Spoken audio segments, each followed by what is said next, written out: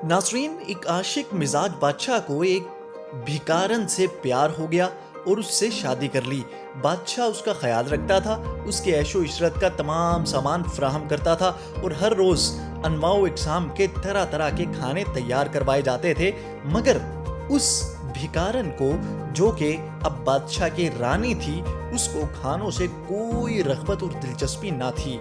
वो बीमार सी रहने लगी, तंदुरुस्ती ख़राब हो रही थी, सेहत बिगड़ती जा रही थी। जब कोई इलाज कारगर ना हुआ तो एक तजर्बाकार हकीम को बुलाया गया।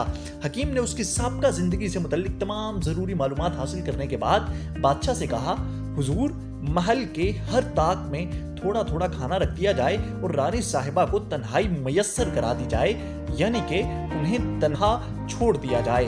बादशाह ने हकीम के मशवरे के मुताबिक ऐसा ही किया।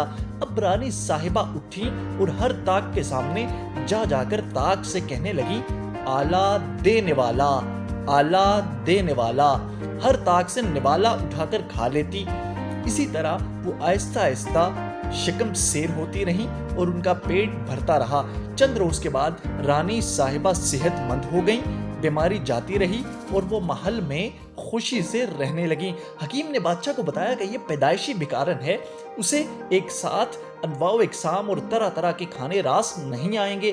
जब इसको कई ताकों से एक एक लुकमा या थोड़ा थोड़ा खाना खाने को मिलेगा, तभी इसकी पैदाइशी आदत की तकमील हो जाएगी। तो नाज़रीन, आज मैंने आपको एक कहावत सुनाई और ये कहावत उस वक्त बोली जाती है जब लाख कोशिश करने के बावजूद भी किसी की पुरानी या पैदाइशी आदतें ना छूटें। ये कहावत है आला देने वाला।